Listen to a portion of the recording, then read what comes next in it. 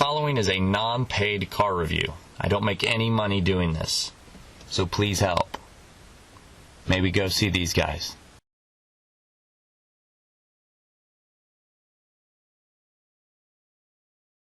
Hi, and welcome to the Everyman's Auto Video Car Diary. This is my diary. It's on video, and we're in a car.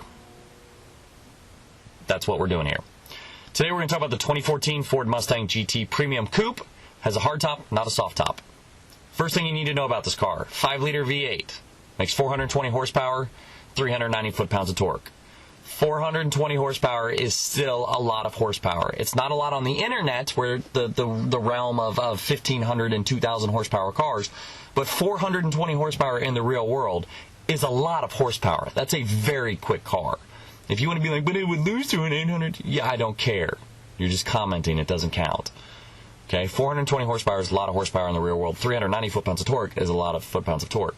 If you turn the traction control off in this car, you can do burnouts, you can do donuts, you can hurt yourself. Please stay safe if you're going to mess around with it. I borrowed this car for a couple of days, so I don't have... The first thing I would do with this car, if I actually owned this car, I would probably buy an extra set of tires, and I would take the first set of tires and I would burn them off. I would do donuts, I would do burnouts, I would do as much Jim Kahana smoke production as I could possibly do. I would absolutely shred a pair of tires. But I don't have that kind of money, and I don't have enough money to afford this car, so all of those are moot points.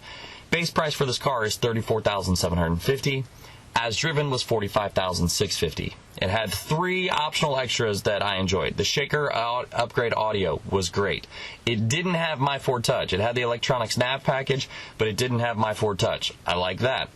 It had the panoramic glass roof. That was awesome. I could see everything, and the sun could see me, and everything else could see me.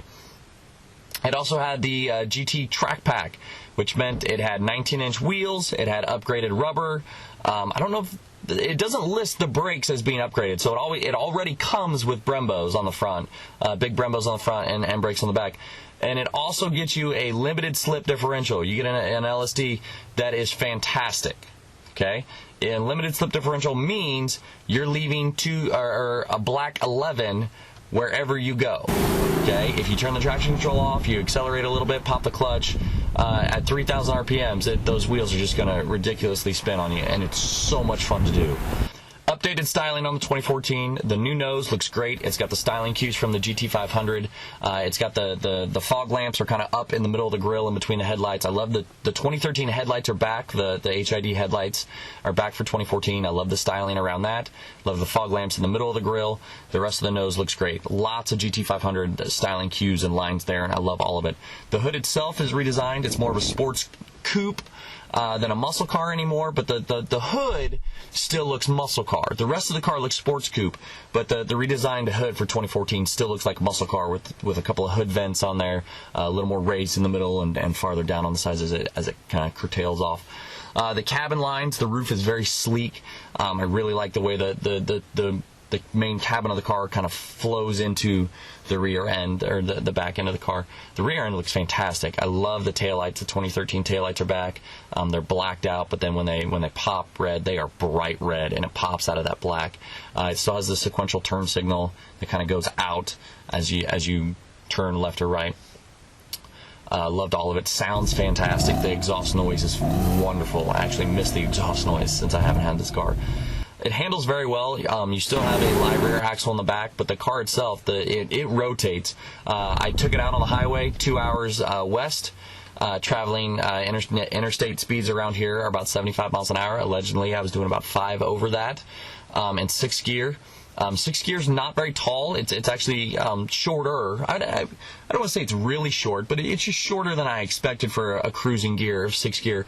And I was able just to bomb down the highway and have a blast in the car. And the only time I was disappointed with it was when I went into like a work zone and I had to slow down behind other cars. But I wasn't speeding, but at the same time, it moved quickly. It felt like the car wanted to go, and I really enjoyed all of that. I took it out to a tight technical road, lots of tight corners, and many missed apexes because I'm not the best driver. Track time's hard to come by when you don't make a lot of money. But at the same time, I really had a blast in this car, and I drove that road way too many times. I used a lot of gas.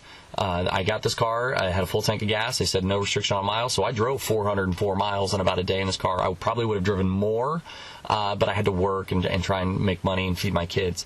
Who would do that? I know. It's crazy, right? Really, really a fun car to drive. The mileage, it says 15 in the city, 26 on the highway. I never saw 26 on the highway. I averaged about 20.7 on the highway, but I'm traveling at a higher speed than that 26 mpg on the highway is. If you're cruising down at 55, 60, 65, maybe there's a chance that you can get up to 26 on the highway. But once you're into the 70, 75, and allegedly maybe 5 miles an hour over 75, you're not going to see those numbers go up to 26. It's going to be down around 20. Now, 20 is way better than what I get in my regular daily driver. I only get like 13 or 14 in my regular daily driver. Sometimes it'll get up towards 16. So seeing 20 on there is a big step up for me. Really enjoyed this car. I want to thank my friends over at Bobside Ford again for letting me drive it. I'm sorry I took a big chunk of your mileage out of that car. It was a lot of fun, and I really want to say thank you again. So please go talk to my friends at Bobside Ford if you're willing, or if you're looking to have an absolute blast in a car. It was so much fun. Full written reviews, everymansauto.net, Instagram and Twitter at everymansauto. You can like us on Facebook. You can go to everymansauto.net and like us there, or you can search for us, Everyman's Auto, on Facebook and like us on just Facebook itself. I also contribute to gas2.org. That's gas, the number 2.org, your website for your EV, hybrid, turbos, electric vehicles, diesels, lots of diesels on there. All of that stuff that's trying to keep cars fun and dynamic, but at the same time help the planet out a little bit. That's it. Thank you this week, and hopefully we'll see you again soon. Thanks, guys.